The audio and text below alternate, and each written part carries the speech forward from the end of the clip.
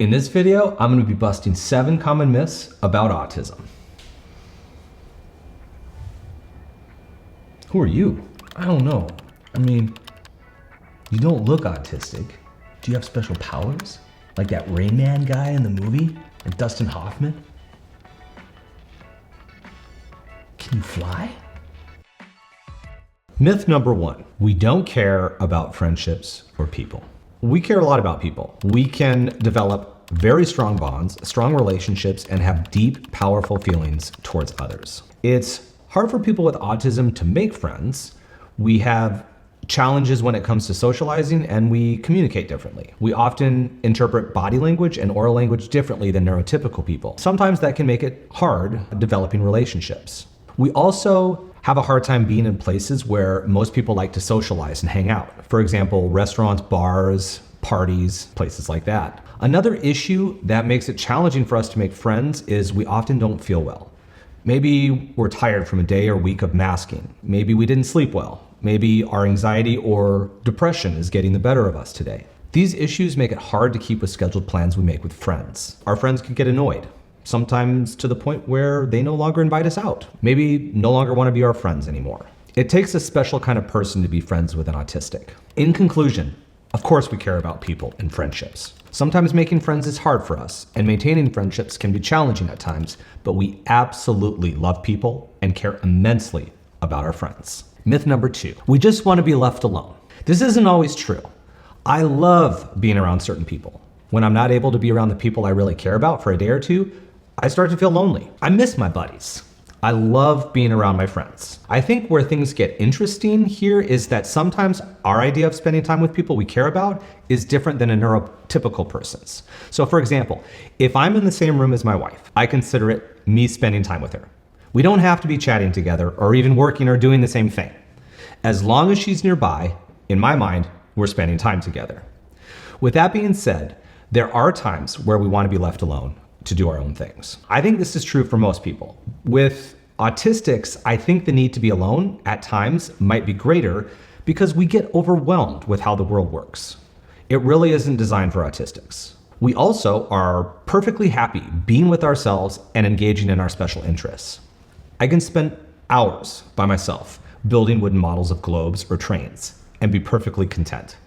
I actually love it. But even though I do enjoy my alone time, as do many other autistics, it doesn't mean that's what we want all the time, or that we don't like being around people.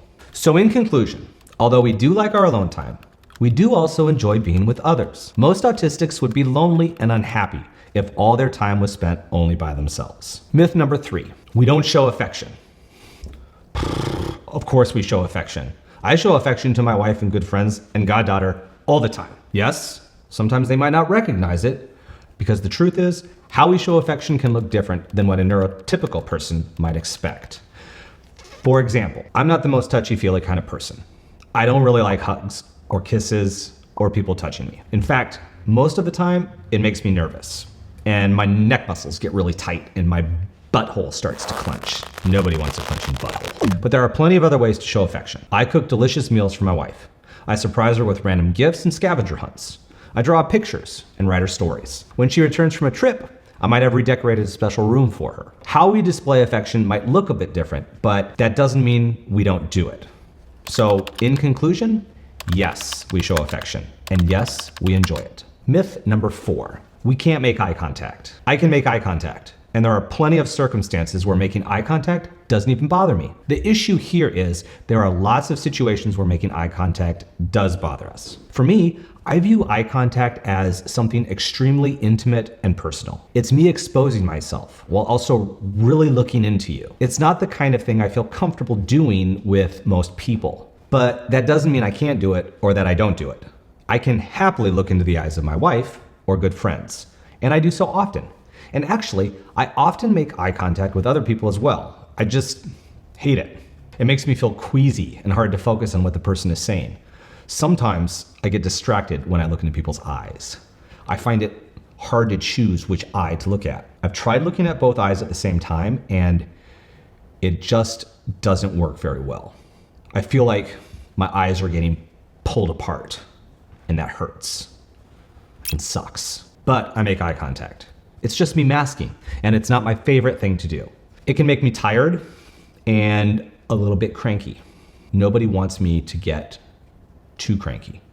In conclusion, yes, we can make eye contact with pretty much anyone, but it can make us very uncomfortable. So we prefer to do it with people we love or care for very much. Myth number 5. You can tell by looking at someone that they're autistic. No, you can't. I avoided autistic detection for 40 years. My family didn't know, my friends didn't know, my teachers didn't know, my doctors didn't even know. Even my psychiatrists didn't know. Most type 1 autistics mask. We blend in. That's why they call it the invisible disorder. We hide it because of the way society treats us when we unmask, and we learn to hide it very well. The truth is, autistic people come in all shapes and sizes. Both men and women can have it. Autism exists in all cultures, among all different races and ethnicities. Chances are extremely high that you know someone who has autism. You just don't know that they have autism. In conclusion, most of the time, if a type 1 autistic doesn't want you to know they have autism, you won't know. If you have a trained eye, you might be able to piece it together though. Myth number 6. You can only have either ADHD or ASD, but not both. What? Yeah, right. That would be way too easy. Actually, it wasn't long ago where medical professionals believed you couldn't have both. It was a common perception that you could only have one or the other. Oh, but times have changed. Now we understand that it is possible to be diagnosed with both ADHD and ASD. We call it AUDHD. So in conclusion, you can have both ADHD and ASD. Trust me, the combination exists. I know, because I have both. And let me tell you, it makes life very, very interesting and sometimes borderline insane. For you AUDHDers out there, you know what I'm talking about. You know. Myth number 6. People with ASD are socially awkward. Who are you calling awkward? I'm not socially awkward. All the time. Okay, I get it. Sometimes we do weird things, and we aren't the most comfortable around people, especially people who show up unannounced or we don't know very well. But that doesn't mean we are all always socially awkward. Chances are you know someone who seems super outgoing and is very charismatic, and they also have autism. But the other thing to note here is when autistics hang out together, we rarely feel we're socially awkward with each other. Our brains are wired differently, and so we work with a different set of rules. We're fine with the way we socialize. It makes complete sense to us. So in conclusion, being autistic doesn't mean you're always socially awkward. Sometimes we are, sometimes we aren't. Myth number 7, we don't have empathy. Oh, give me a break. We empathize the crap out of empathy. I empathize deeply. Many of the autistics I know empathize on a deeper level than most of the neurotypical people I know.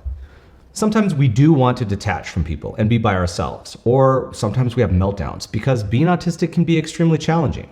During these times, it might seem like we aren't able to empathize with others. Probably because we're not. We're under extreme duress, and empathy isn't our top priority. But in most circumstances, we can empathize just fine. When my wife is going through a tough time, I feel it. It hurts me. When an animal gets hurt or injured, that really, really bothers me. Sometimes for days or even weeks. And this is true for a lot of autistics. In conclusion, of course we can empathize. We feel the joy, pain, excitement, and embarrassment of others. We feel it all. So there you have it. 7 common myths busted. So not all autistics are like the Rain Man. Huh. Never knew that. Thanks, man.